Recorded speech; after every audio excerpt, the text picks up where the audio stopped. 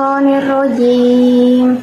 Bismillahirrahmanirrahim. Wa in kuntum fi raibin mimma nazzalna ala abdina fa'tu bi suratin mislih wad'u syuhada'akum min dunillahi in kuntum shadiqin. Yang artinya, dan jika kamu meragukan Al-Quran yang kami turunkan kepada hamba kami Muhammad, maka buatlah satu surah semisal dengannya, dan ajaklah penolong-penolongmu selain Allah jika kamu orang yang benar. Surah Al-Baqarah ayat 23 ini tuh menjelaskan bahwa sebelum Allah menetapkan pokok agama, yaitu tauhid yang merupakan kegiatan spiritual beribadah, maka pada ayat ini itu Allah menetapkan pokok keagamaan yang kedua, yaitu kerasulan. Siapa rasulnya? Itu Nabi Muhammad SAW. Hal ini terjadi melalui cara pembuktian atau biasa disebut juga dengan tantangan. Ada di dalam suratnya itu menjelaskan bahwa jika kamu tetap dalam keraguan tentang Al-Quran yang kami turunkan kepada hamba kami Nabi Muhammad SAW, maka buatlah satu saja dari semisal surat-surat yang ada di dalam Al-Quran. Sekiranya kamu tidak mampu membuatnya karena kelemahanmu, maka jagalah dirimu dari api neraka, yaitu dengan cara beriman kembali kepada wahyu ilahi dengan beribadah kepada Allah sesuai dengan apa yang telah disyariatkannya. Ibnu Jauzi di dalam kitabnya Za'at al-Masyir juga menerangkan sebab turunnya ayat ini. Sebab turunnya ayat ini itu karena orang-orang Yahudi yang mengatakan bahwa ayat-ayat yang turun kepada Nabi Muhammad selama ini tidak menyerupai wahyu. Dengan demikian, mereka dalam keadaan syak atau ragu, kemudian turunlah ayat ini. Setelah Allah menyebutkan dalil-dalil atau bukti-bukti tauhid sebagai hujah ke atas Nabi Muhammad, maka datanglah segala pembuktian kemu'jizatan Al-Quran melalui surah Al-Baqarah ayat 23. Maksud, buatlah satu surah saja yang seperti Al-Quran di dalam Al-Baqarah ayat 23 itu, yaitu buatkan satu surah yang seperti Al-Quran dari segi balaghah, falsafah, dan keterangannya. Imam Asy-Syaukani dalam tafsirnya Fathul Qadir berkata, yang seperti itu kembali kepada Al-Quran. Syekh Rashid Ridho juga mengatakan bahwa yang ditarjilkan atau ditakhrijkan oleh gurunya Syekh Muhammad Abduh seperti itu kembali kepada Nabi Muhammad adalah khusus dalam ayat ini.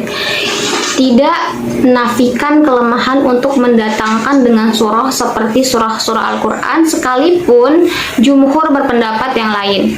Allah memberikan satu tantangan kepada manusia mengenai isi dan keadaan Al-Quran atau kebenaran Al-Quran dengan tiga pendapat. Yang pertama adalah memberikan tantangan untuk membuat Al-Quran secara keseluruhan seperti yang ada dalam surat Al-Isra.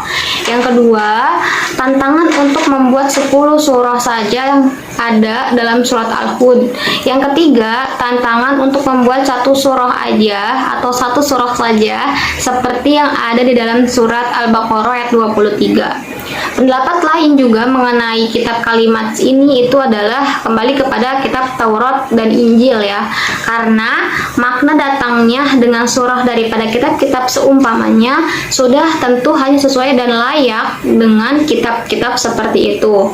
Selanjutnya, Allah juga menantang mereka dengan kenyataannya. Di dalamnya ada kata, dan ajaklah penolong-penolongmu selain Allah, yang bermaksud itu panggilan pembantu-pembantu kamu yang dapat menolongmu dalam melawan dan menentang Al-Quran.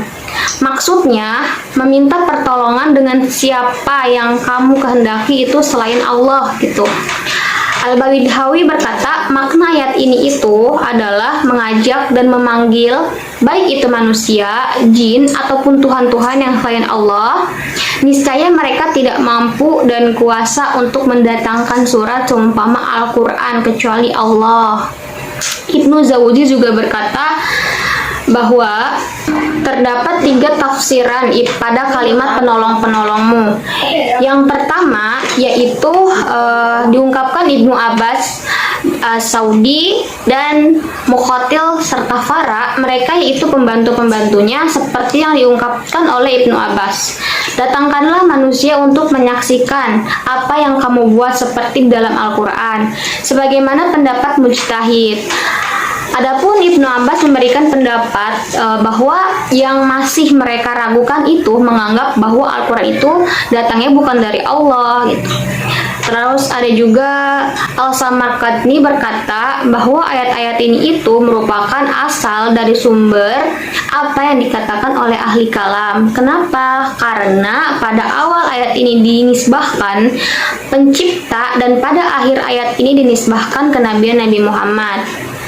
Abu Ja'far Al-Tabari melalui tafsirnya juga yaitu Sami Al-Bayan fi Ta'wil Al-Quran berkata bahwa ini dari Allah yang berhujah untuk nabi-nabinya ke atas orang-orang musyrik dari kaum Arab, orang-orang yang munafik dan orang-orang kafir ahli kitab yang sesat di kalangan mereka. Begitu penjelasan dari surah Al-Baqarah ayat 23. Segitu aja ya teman-teman, kurang lebihnya mohon maaf. Wassalamualaikum warahmatullahi wabarakatuh.